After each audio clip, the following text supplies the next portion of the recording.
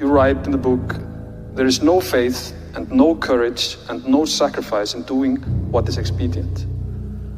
What do you say to those viewers that don't pursue their dreams and are locked in their careers because they are too afraid to take risks and pursue something meaningful? Well, the first thing I would say is, well, you should be afraid of taking risks and pursuing something meaningful. But you should be more afraid of staying where you are if it's making you miserable.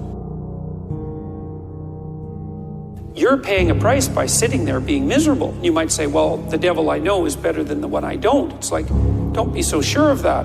The clock is ticking. Yeah, and if you're miserable in your job now and you change nothing, in 5 years, you'll be much more miserable and you'll be a lot older.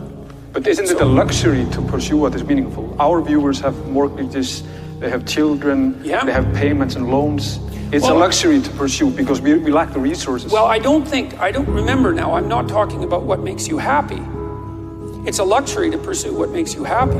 It's a moral obligation to pursue what you find meaningful. And that doesn't mean it's easy. It might require sacrifice. If you need to change your job too, let's say you have a family and children and a mortgage, you have responsibilities.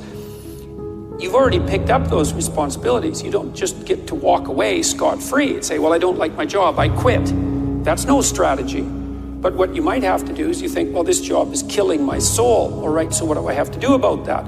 Well, I have to look for another job. Well, no one wants to hire me. It's like, okay, maybe you need to educate yourself more. Maybe you need to update your curriculum vitae, your resume.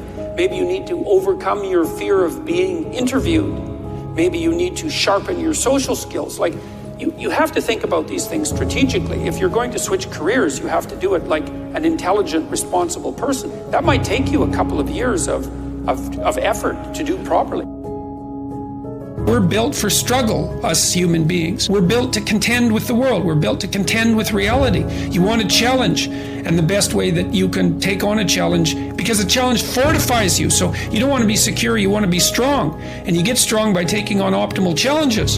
And so you lay out your destiny in the world, and you take the slings and arrows of fate, and you make yourself stronger while you're doing so. And you might fail, and fortune might do you in. But it's your best bet. And you know, people have extracted unbelievable successes out of catastrophic failures. And I'm not saying that in a naive way. I know perfectly well what happens to people. You know, you're doing fine in life and then you get cancer, and then 6 months later you're dead. And all the heroism in the world isn't going to save you at that point. But that's not the point. That's not the point. Life is bounded by mortality. But that doesn't mean that you don't get out there and contend, and you develop by contending, and you minimize the net amount of suffering in the world. And that's something, man, that's something to do.